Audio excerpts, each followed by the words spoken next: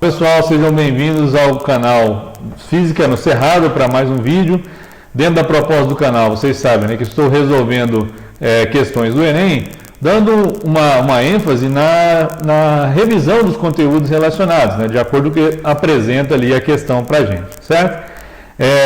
Vamos resolver aqui uma questão da prova amarela do Enem 2019, né, que eu estou me baseando nessa prova. E a questão é a questão de número 129, ok? A questão diz o seguinte: a maioria das pessoas fica com a visão embaçada ao abrir os olhos debaixo d'água. Mas há uma exceção, o povo Moken, que habita a costa da Tailândia. Essa característica se deve principalmente à adaptabilidade do olho e à plasticidade do cérebro. O que significa que vocês também, com algum treinamento, você também poderia enxergar relativamente bem debaixo d'água. Estudos mostraram que as pupilas de olhos de indivíduos Moken sofrem redução significativa debaixo da água, o que faz com que os raios luminosos incidam quase que paralelamente ao eixo óptico da pupila. Veja, essa informação aqui ela parece não tão importante, mas são sim, né? O que faz com que os raios luminosos incidam quase paralelamente ao eixo óptico da pupila. Tem a referência de onde eles tiraram as informações, né? E aqui as alternativas, né? A acuidade visual associada à redução das pupilas é fisicamente explicada pela diminuição. Eu vou abordar cada um dos itens e a gente vai discutindo, né? Então vamos ficar aqui com o que a questão está pedindo. A acuidade visual associada à redução das pupilas veja que está claro, né? Associada à redução das pupilas, é fisicamente explicada pela diminuição, e aí as opções, né? A primeira opção é a letra A, diz aí pra gente o seguinte, né? De que, antes, né? Eu coloquei, estava me esquecendo, coloquei essa imagem que é fantástica, né? É uma imagem assim, sensacional, que é uma foto mesmo, né? Uma ampliação com uma qualidade gigantesca, né? Feita por um fotógrafo, tem até o nome dele aqui, a pronúncia talvez não seja certa, Suren Manvelian, né? Que inclusive ele é físico, deu uma olhadinha, né? Ele é especializado, ele é fotógrafo profissional, mas também é físico. E tem inclusive nessa referência, eu vou colocar depois aí na descrição do vídeo, várias fotos fantásticas do olho humano, né? E nessa imagem já fica claro, né, o que seria essa pupila, né? O que significa a pupila para a gente? Vemos aí os cílios, né? Vemos aí a parte colorida também do olho, mas em destaque nós podemos falar da pupila, né? Uma imagem muito interessante, né? Sensacional. Acho que todos vocês aí concordam comigo, ok? Seguindo então aqui no que a questão coloca, né? O primeiro item aí, né, fala da intensidade luminosa incidente na retina. Veja, está falando que essa visão dele, né, essa adaptabilidade que ele tem, está relacionada com a diminuição da intensidade luminosa, né? Olha, eu até coloquei isso, né, essas imagens aqui, uma outra questão que eu gravei há poucos dias, a questão na mesma prova do Enem 2019, a questão de número 103, né, na prova amarela que eu estou me baseando, e usei essas imagens aqui lá na questão, falamos um pouquinho sobre o olho, né, depois se vocês quiserem conferir, vou colocar também aí na descrição o link. E também falamos dos elementos, mas pegando aqui o ponto que é mais importante, né? Nós temos nessas células aqui, nessa região chamada fóvea, aqui na retina, que são os cones e bastonetes. Os cones, eles estão associados com a questão da cor, né, da percepção de cor. Enquanto os bastonetes, eles estão relacionados mais com essa questão da intensidade, da percepção de claro e escuro. Então, eles que seriam interessantes aqui do ponto de vista da intensidade luminosa, que coloca a questão. Então, uma diminuição da intensidade luminosa. Mas veja que ele está relacionando aqui apenas com o aumento, né, ou a diminuição, no caso, da pupila. Né, a contração ali, a diminuição da pupila. O que é a pupila? A pupila, ela é como se fosse a abertura por onde os raios luminosos vão entrar. Então, esses indivíduos Moken citados no texto, eles têm essa capacidade, quando entram na água, de diminuir a pupila e, com isso, conseguir enxergar melhor dentro da água do que nós, que não temos aí, até a questão coloca que com treinamento a gente poderia conseguir, mas eles conseguem fazer isso, né? Claro que, mesmo tendo essa diminuição, ainda vamos ter dependendo ali dos objetos, né, de quão iluminados, né, estão esses objetos, uma grande quantidade de fótons, né? Aí a gente pode pensar aqui dessa ideia, né, da luz como partícula, né? A luz ela é dual, então ela apresenta dentro aqui das nossas explicações aqui para os experimentos, para as observações, né, para os fenômenos físicos, ela tem um comportamento dual, ora como onda, ora a gente considera a luz como partícula. Até vou abordar isso melhor na próxima questão, se não me engano a questão número 132 dessa prova também 2019 que eu vou gravar, ok? Mas só para seguir aqui, para servir aqui para a gente nessa questão, né, a gente pode pensar na luz como partícula, né, como pequenos aqui pacotinhos de energia que a gente chama de quantum, né, um quanta de energia, né, esses pacotinhos de energia e estariam incidindo aqui sobre o material. Aí esse caso aqui já entra no que seria o efeito fotoelétrico, não vamos falar aqui, mas só para pensar na luz como pacotes de energia, como partículas que são esses fótons, ok?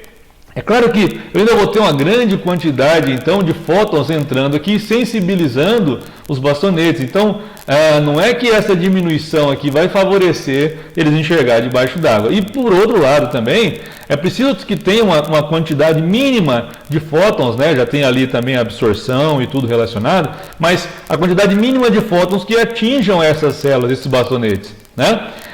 Então, essas estruturas aqui, né? Então, se eu não tivesse essa quantidade mínima, ou seja, se fosse possível contrair a um ponto que não entrassem esses fótons, é claro que isso não vai acontecer, seria impossível enxergar. Então não está aqui relacionado. Foi um ponto de discussão da questão, as pessoas que se debruçam lá em fazer os gabaritos antes do oficial, né, na época, eles tiveram um pouco de discussão aqui relacionada a esse item, mas não seria a resposta correta para essa questão. E explorando aqui, gente, né, que a nossa proposta não é apenas encontrar a resposta, mas explorar o máximo possível, certo?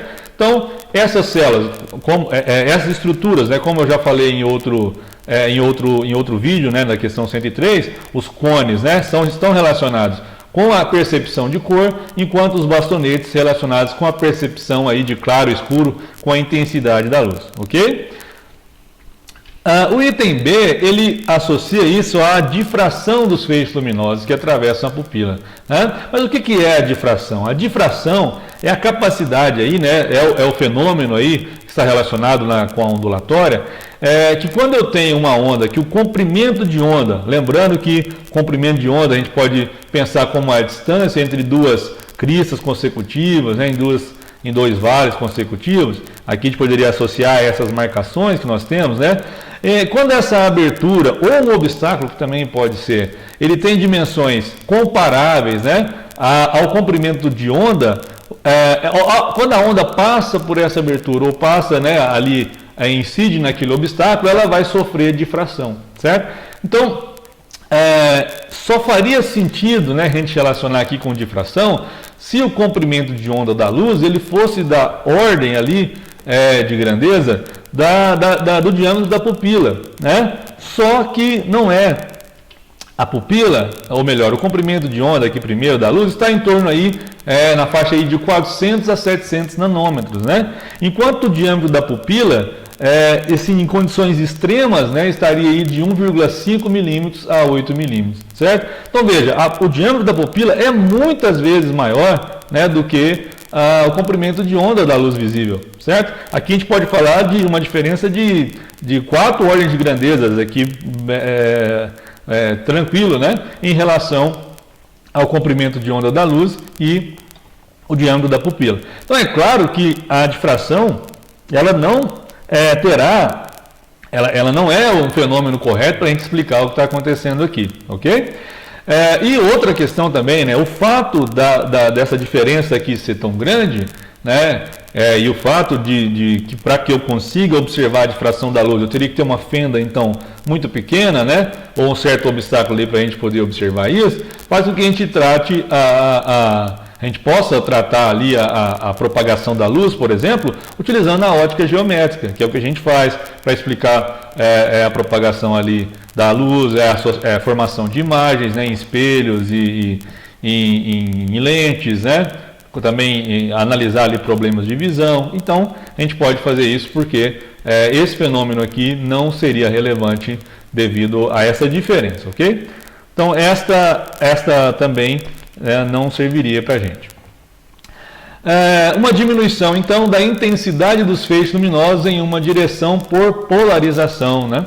Então, quando que a gente fala em polarização? Quando eu tenho uma onda não polarizada e ela vai ser polarizada, ou seja, eu vou ter uma direção ali de propagação preponderante depois, né, de um certo fenômeno ali, quando eu tenho um polarizador, né? Então, se eu tenho aqui um polarizador vertical como esse, aí depois do polarizador eu teria uma onda aqui, claro, a gente está olhando em relação apenas ao campo elétrico, né, a direção do campo elétrico, pensando aqui na luz como uma onda eletromagnética, né?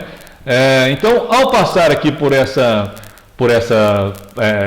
polarizador, por essa estrutura que está colocada aqui para a gente, como ele é um polarizador vertical, eu teria a onda depois apenas o quê? Na direção de propagação coerente ali com o polarizador, certo? E o nosso olho, ele não faz isso, né? Eu até coloquei aqui também de onde eu retirei a figura, e depois eu vou colocar na descrição o link, porque lá ele fala como que funciona, de uma forma bem breve, bem simples, mas tranquila de entender, como funciona o cinema 3D, né, que a gente coloca ali aqueles óculos e assiste um filme e tem aquele efeito interessante. Como é que funciona isso, né? A gente vai entender que está relacionado com essa questão da polarização também, ok? E quando a gente está falando de uma onda polarizada ou linearmente polarizada, né, num certo plano aqui, como essa figura a gente está vendo, vamos pensar, por exemplo, nos sinais de rádio e TV, né?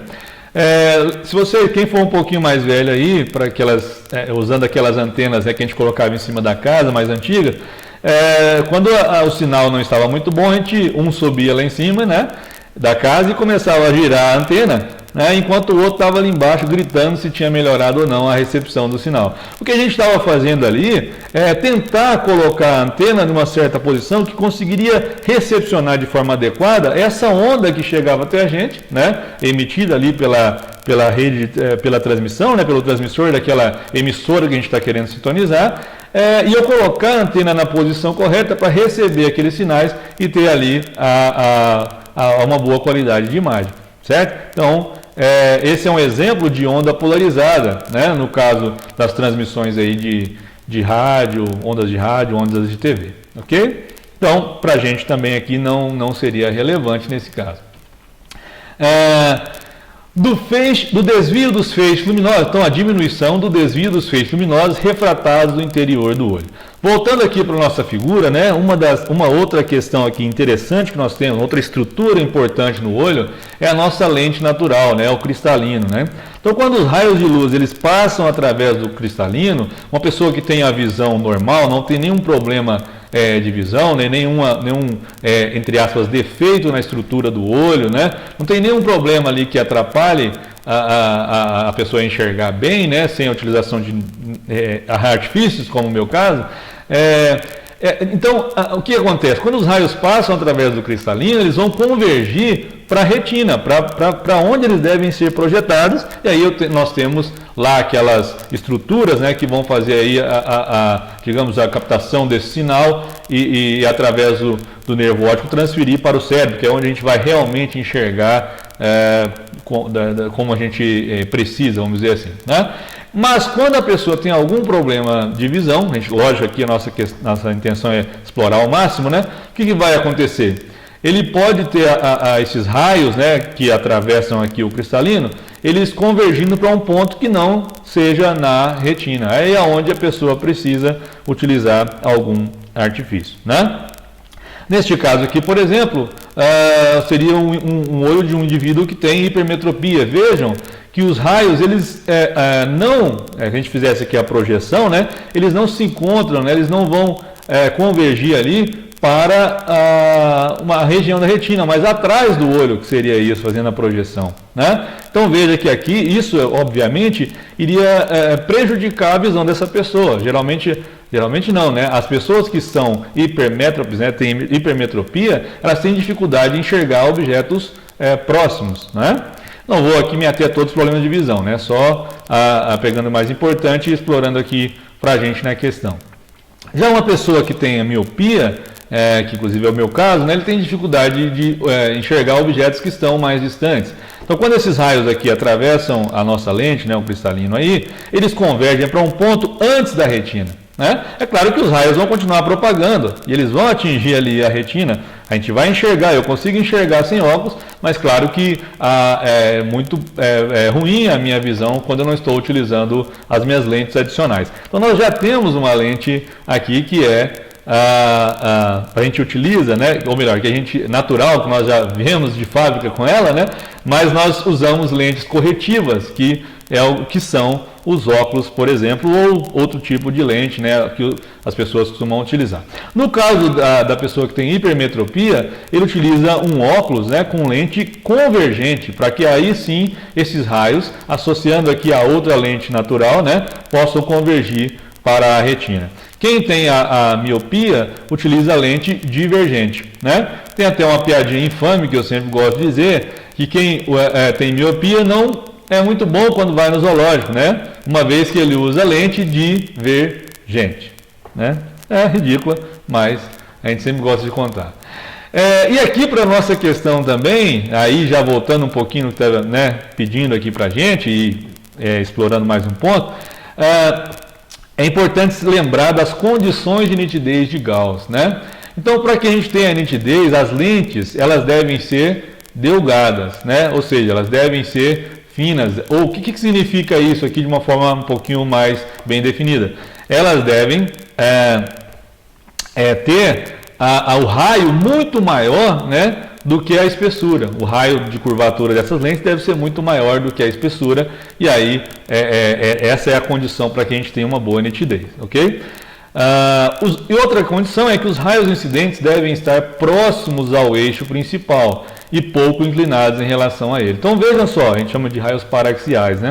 Então veja, esses raios, né, quando eles estão aqui mais próximos, eles vão convergir para um foco ali que a gente chama então de foco paraxial. Esse foco comum que a gente estuda aí quando vai trabalhar com lentes, né? Quando vocês viram esse conteúdo aí no segundo ano, provavelmente, né?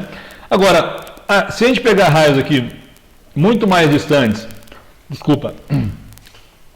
muito mais distantes, né, do eixo principal, né? Esses raios eles vão convergir para um outro ponto que não seja o foco paraxial ali, certo? Isso dá origem a aberrações. Eu coloquei aqui o link também de onde eu tirei essa figura, e lá fala sobre aberrações. Nesse caso aqui seria uma aberração monocromática, né? Mas tem lá outros tipos também de aberrações, né? Que vocês podem, quem quiser aí, aprofundar um pouquinho nesse sentido, ok?